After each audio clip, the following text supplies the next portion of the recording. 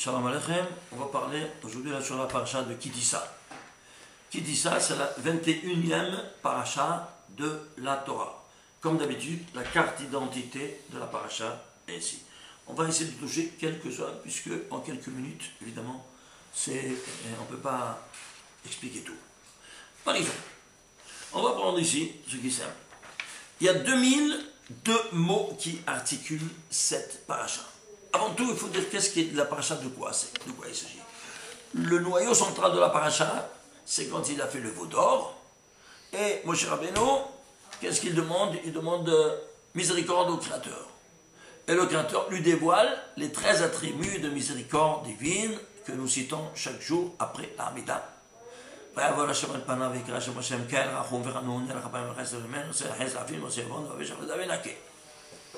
Tout le monde les connaît par cœur. Alors, c'est la miséricorde maximale. Alors le cadre aussi nous dévoilera qu'il s'agit de la miséricorde maximale. C'est quoi 2002? Vous savez c'est quoi 2002? C'est 2 fois 1001. Et c'est quoi 1001? C'est 1001, regardez ici. C'est 10 fois... Non, 101. 1001, non, c'est pas 10 fois 101. Parce que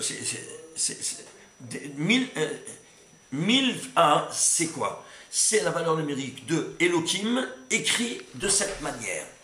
En la Kabbale, on dévoile une lettre du prénom de Elohim, 2 lettres de Elohim, 3 lettres de Elohim, 4 lettres de Elohim et toutes les lettres de Elohim. Vous voyez? Mais en entier. Aleph, vous voyez la valeur bleue sur la lettre cachée. Aleph Lamed, Aleph Lamed Hey, Aleph Lamed Hey Yod, Aleph Lamed Hey Yod, même Elohim. Combien de lettres il y a? 41 lettres. 41 lettres, c'est 1001, la Gematria. À 2 reprises. Pourquoi à 2 reprises? On va comprendre maintenant tout de suite. Ça, ce nom divin-là, c'est ce qui anime les Rachamim Gimurim, le plus élevé, la miséricorde maximale. Tu prends, parce que là-haut, il n'y a pas de rigueur. Il n'y a pas de rigueur. Et quand tu prends dans toute sa rigueur, dans toute son étendue, en valeur cumulative, eh bien c'est la rigueur maximale. Elle s'identifie à la miséricorde maximale. C'est Rahamim Gimurim, comme on dit en Kabbale. Alors, pourquoi 41 lettres? Parce que 41 sont lettres de M.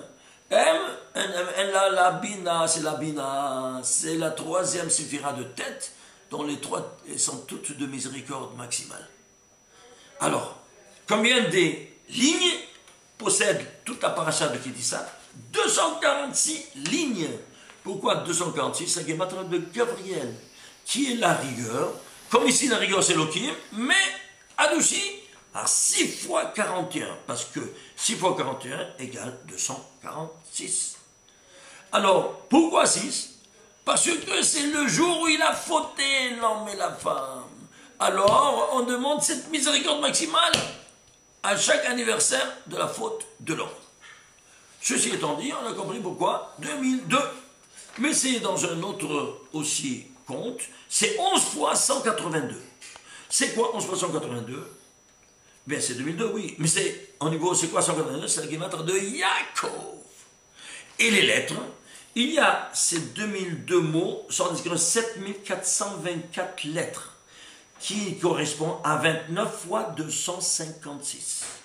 256, c'est la Gematria de Aaron. Aaron à Cohen. Et 29, c'est le 11e nombre au premier. Tu vois de nouveau le 11 qui retourne? Alors, suivez-moi. On va prendre une 3e. Où elle commence? Dans quelle ligne elle commence? 41e ligne de la Torah. Parce que c'est quoi donc? Alors, on décompose cette valeur. C'est 3 en puissance 2 par 449. Et 449, c'est le 88e nombre premier. Vous voyez ça? Et 48, c'est quoi? C'est 8 fois 11. Et ça, 3 au carré, c'est 9.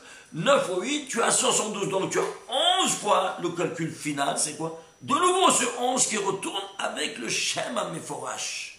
Que Aaron à Cohen, il rentre dans le code de Shakodashim et qu'il le prononce, l'évoquer, quand Ayama Kippurim.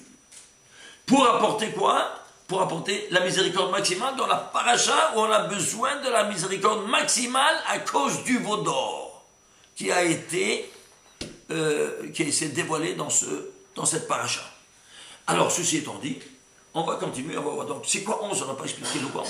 Ce sont les 11 étincelles de Gdusha, de sainteté, qui vont s'unir à le chemin forage, à tout ce que nous voyons ici, parce que ça, c'est notre provenance. Ça, c'est encore un autre sujet à aborder. Ce que je voulais, par contre, dire en 2 mots, c'est ça. La fin de la paracha se trouve à la 4286e ligne de la Torah.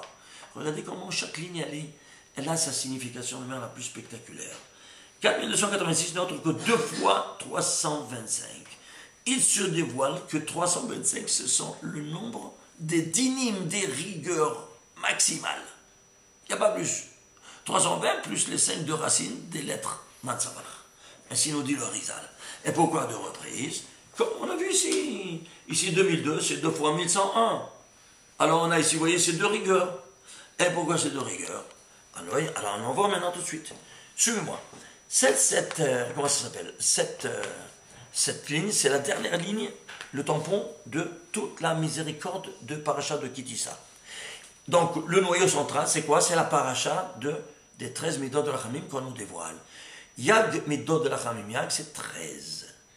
Où se trouvent ces 13 miséricordes? Imaginez-vous ça, c'est le 2500e verset de la Torah. Pourquoi 2500?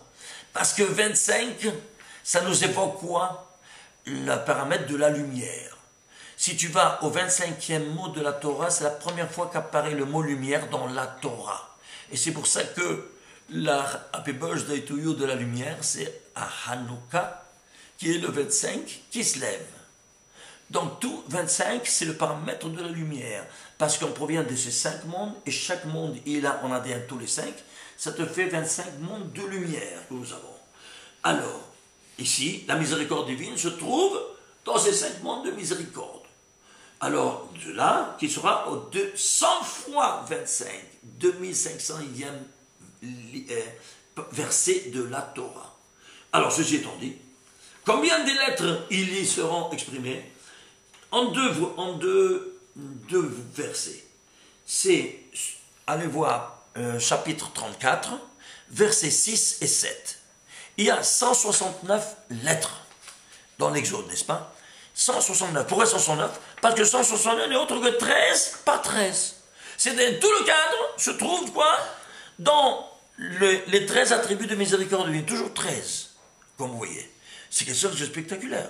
Mais si ce n'était que ça, regardez par exemple, où elle termine cette ligne-là, la 103e colonne de la Torah. 103, c'est quoi?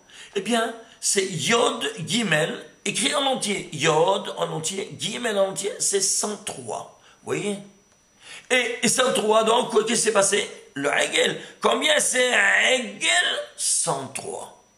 C'est-à-dire, dans la même mesure intensité qu'il a miséricorde, dans la même intensité, il y a la Touma, l'impureté maximale. Parce que il a créé toujours Zé le Omadze Asa Elohim. Toujours, il y a une dichotomie qui est dans la même mesure et intensité. Et c'est pour cela que nous, on va la prendre la plus chérie au ciel, celle qui a été écoutée, comme il y a en avait, c'est la Mincha. N'est-ce pas? Et pourquoi Mincha? Mincha, Gematria 103. C'est l'antithèse du Hegel. Et ça correspond aux 13 attributs de miséricorde qu'il ne faut jamais oublier de faire à Mincha. Même si on a raté la Shkia, après la Shkia, on peut dire même les Yag Midot de Rachamim, mais pas les Filat Apayim. Ça, pas du tout. Après la Shkia. Donc, les choses de Midot de Rachamim sont toujours évoquées parce qu'ils sont toujours les bienvenus. D'ailleurs, avant d'aller dormir, qu'est-ce qu'on fait? On fait le vidouille. Et on fait le vidouille, on fait aussi le vidouille, et on demande aussi les Midot de Rachamim en ce moment-là. Alors, vous comprenez maintenant comment chaque détail de la carte d'identité de la paracha, qui est la 21e, elle parle tout de miséricorde maximale. Shabbat shalom.